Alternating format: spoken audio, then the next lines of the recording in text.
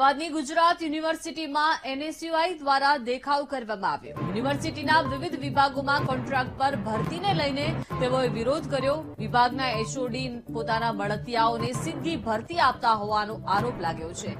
યુનિવર્સિટીના 18 વિભાગમાં કોન્ટ્રાક્ટ પર ભરતી ચાલી રહી છે। કોન્ટ્રાક્ટ ભરતી પણ કુલપતિના નેજા હેઠળ કરવા એનએસયુઆઈ માંગ કરી રહ્યું છે। એચઓડી ભરતી કરતા હોવાથી લાયકાત હોવા છતાં વિદ્યાર્થીઓ સાથે અન્યાય થઈ રહ્યો છે તેવું કહેવું છે। જે પ્રકારે યુનિવર્સિટીના જે વિવિધ ડિપાર્ટમેન્ટો છે જેના એચઓડી પોતાના લાગતા વળગતા લોકોને ડાયરેક્ટ ભરતીની અંદર લઈ રહ્યા છે, તે ક્યાંક ને ક્યાંક જે ઉમેદવારો સાચી લાયકાત ધરાવતા છે તેમની જોડે અન્યાય છે। જે બી રોસ્ટર પ્રક્રિયા પ્રમાણે જે ભરતી થવી જોઈએ તેનો ઉલ્લંઘન કરી અને એચઓડીઓ પોતાની મનમાની કરી પોતાના મળતિયાઓને સેટ કરી રહ્યા છે, તે ક્યાંક ને ક્યાંક વિદ્યાર્થીઓ માટે પણ ગેરફાયદેલાયક છે।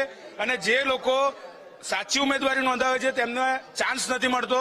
અમારી સૌ પ્રથમ માંગણી છે કે યુનિવર્સિટીના કુલપતિ આની અંદર રસ દાખવે અને તેમના હસ્તકા ભરતીઓ લે અને જે મહેસૂલ જે મહેકમ ખાલી છે એ મહેકમ તાત્કાલિક ધોરણે રેગ્યુલર ભરતીના સ્વરૂપે ભરવામાં આવે।